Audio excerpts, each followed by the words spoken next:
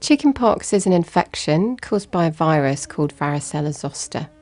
It's very common in children, usually affects children under the age of 10, but can also affect adults and older children as well.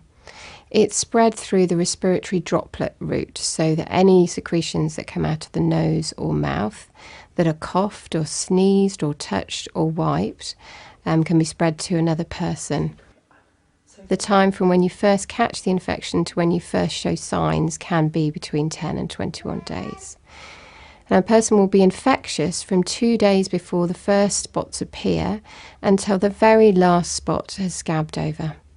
Most children start by having flu-like symptoms that last for a couple of days, so a runny nose, sore throat, a bit of a high temperature. And then they develop spots that usually start on the face and behind the ears and that travel down to the rest of the body. Now, the number of spots depends on the child, and some children will only have a few, whereas others will have lots of spots. The spots themselves are usually small and red, and the following day they get blistered.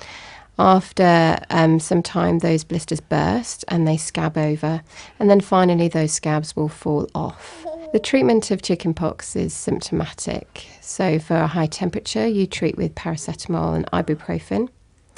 Always make sure the child has plenty of fluids to drink. If the spots are very itchy, which they often are, you can use lotion and sponging. And if it's really itchy, you can ask the GP or the pharmacist for some antihistamines, so some anti-itching medication.